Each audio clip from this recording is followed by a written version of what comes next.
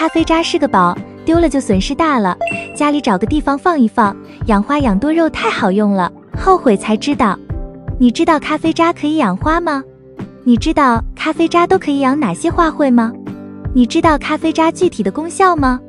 你知道咖啡渣的简单处理方法吗？有很多朋友每天都有喝咖啡的习惯，咖啡甚至会成为生活中常见的饮料。用咖啡豆酿造咖啡的过程中会产生大量的咖啡渣，大多数人都是将咖啡渣丢了，但其实它是很好的养花材料。只要使用得当，咖啡渣就能变成很好的肥料，也能用来驱赶害虫，是一种非常安全有效而自然的养花材料。它不会产生刺激性的化学物质，可促进植物孕育更多的花朵和果子，还能驱赶蜗牛和蛞蝓，还能补充植物的氮元素，真的是用处多多，好处多多。你平时喝咖啡吗？喝咖啡的请回复1，不喝咖啡的请回复0。如果你自己不喝咖啡，那你可以问问附近的咖啡馆或朋友家，他们通常会将咖啡渣直接作为垃圾丢掉，你可以将它们回收一点。大家好，这里是花花世界的频道，花花干啥啥不行，养多肉第2名。今天我们来详细说说咖啡渣的12个用处，以及咖啡渣的4种处理方法。我强烈建议你看完本期免费视频，特别是第4个功效，是可遇不可求的功效。1. 咖啡渣的12个功效。1. 改善透气性。很多朋友的土壤用了一段时间就容易出现板结或结块的状况，植物的根系就很容易积水，导致根茎腐烂，会影响植物的生长。如果在土壤中适当混入咖啡渣，就能很好改善土壤的透气性和排水性，避免土壤板结，由于促进植物的根系生长更加旺盛。2. 增强保水能力。栽培在花盆里的植物在夏季是很容易缺水，如果植物长期缺水，就很容易导致植物叶黄，严重就会枯萎。如果用咖啡渣堆肥，得到的堆肥土就可以混入盆土中，这样的土壤有非常棒的保水能力，避免水分流失，可以很好促进植物生长。3. 改善土壤的排水能力。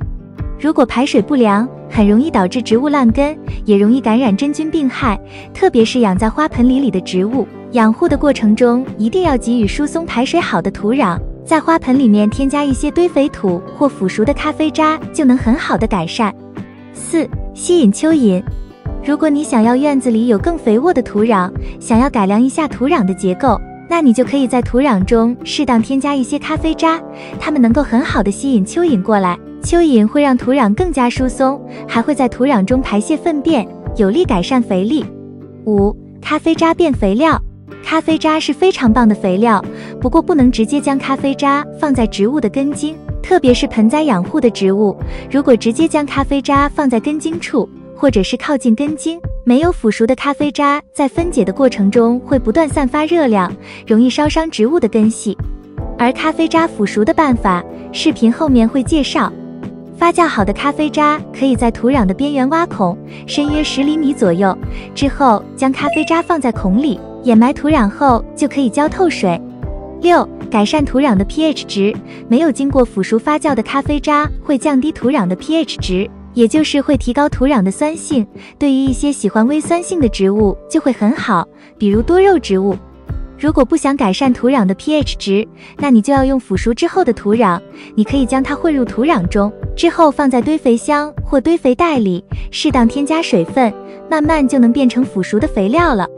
7. 增加土壤的氮元素。咖啡渣是非常适合用来堆肥的材料，它能够很好的改正土壤的氮元素，氮肥对于促进植物的枝叶生长有很好的作用。如果你想要更好的促进植物的生长，就可以在制作堆肥的时候，在里面适当添加一些咖啡渣。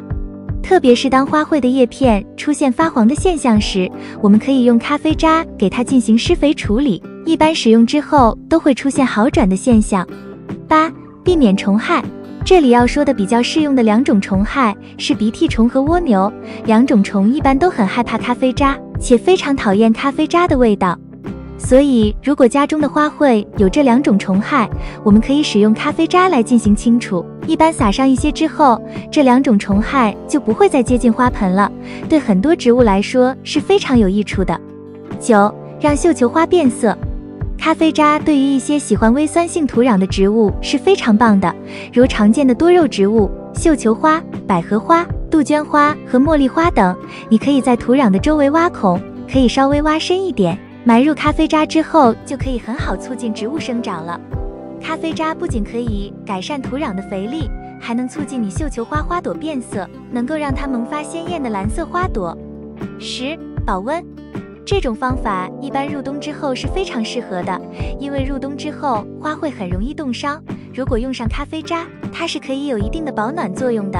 花友们应该注意不要埋在根部附近，因为这样会引起烧根的现象，所以一般情况下使用薄薄一层覆盖在表面，远离根部，这样既保温又保湿。11. 可以用来清洁工具使用。很多花友家中有很多的园艺工具，使用一段时间之后就会沾上很多的污垢，不好擦拭干净。这时候咖啡渣就可以派上用场了。我们可以用咖啡渣对它们进行擦拭之后，然后冲洗干净即可。这和一些清洗剂相比，是更好、更绿色、更健康的。12. 其他好处。在土面上撒上一些咖啡渣还有很多的好处，它们可以避免土壤上面长出杂草，有力改善土壤的质量。如果想要保鲜切花，你可以在水中适当放入咖啡渣，可以让切花开花更长时间，也能清新空气。咖啡渣虽然好用，但是咖啡渣不能直接的使用，我们需要对咖啡渣进行简单的加工，然后再使用到植物里面。如果没有经过加工，就直接使用咖啡渣的话，非常有可能烧坏植物的根茎，致使植物的叶子发黄，这样反而是得不偿失。而简单一处理，其肥效就堪比化肥。2. 咖啡渣的处理方法。第一种，干性制肥。这个办法是非常的简单的，就是需要我们把收集起来的咖啡渣放在阳光下面暴晒，这样是可以把里面的水分都蒸发掉，大概就是10多天，然后我们就可以使用了。使用的时候就是把咖啡渣直接和土壤混合，再栽种上各种植物。